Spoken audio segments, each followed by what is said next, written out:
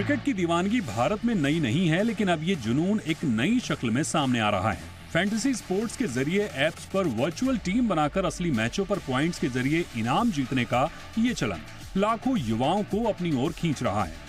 ये खेल कागज पर भले ही स्किल यानी कौशल आधारित माना गया हो, लेकिन इसके असर अब लोगों की जेब और जहन दोनों पर साफ नजर आ रहे हैं। इन प्लेटफॉर्म्स का बिजनेस मॉडल ही ऐसा है जो यूजर को शुरुआत में कुछ छोटे मोटे इनाम देकर उनमें एक उम्मीद पैदा करता है कि अगली बार और ज्यादा जीत होगी। ये लगातार कोशिश करो वाली मानसिकता धीरे धीरे एक आदत बन जाती है और खासकर छोटे शहरों और सीमित आय वर्ग में आने वाले लोग इस खेल को जल्दी अपनाते हैं क्योंकि ये उन्हें जल्दी पैसे कमाने का विकल्प लगता है।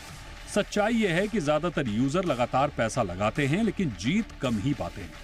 ऐप्स की कमाई का बड़ा हिस्सा उन्हीं से आता है जो बार बार खेलने के लिए पैसे लगाते हैं।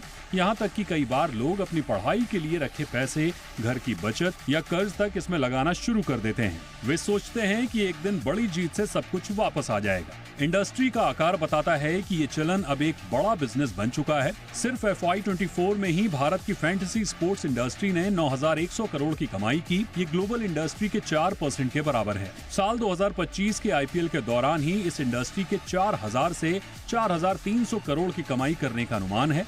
30% की कंपाउंड एनुअल ग्रोथ रेट के साथ ये इंडस्ट्री FY29 तक 12,900 करोड़ तक पहुंच सकती है। इसका मतलब यह है कि बड़ी संख्या में लोग इस खेल से जुड़े हुए हैं और लगातार पैसा लगा रहे हैं। इसके पीछे कुछ अहम कारण हैं, जिसमें सबसे बड़ी वजह है क्रिकेट के प्रति दीवानगी। भारत में क्रिकेट के प्रति लोगों का अटूट प्यार फैंटेसी स्पोर्ट्स को बढ़ावा दे रहा है। IPL जैसे बड़े टूर्नामेंट में इसकी मांग और भी बढ़ जाती है।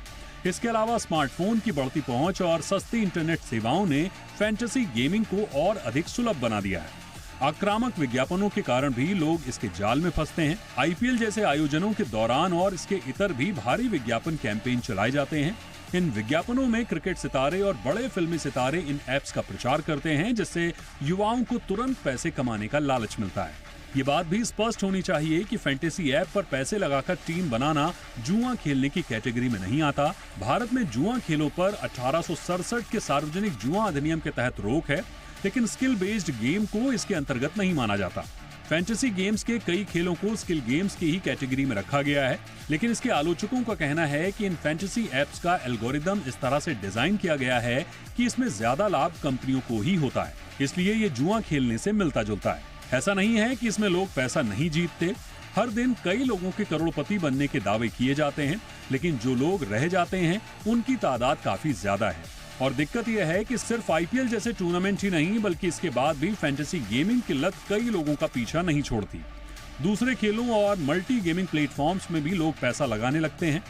यानी साल भर चलने वाले गेमिंग इकोसिस्टम में फैंटेसी स्पोर्ट्स में पैसे लगाना कुछ लोगों की लत बन चुकी है।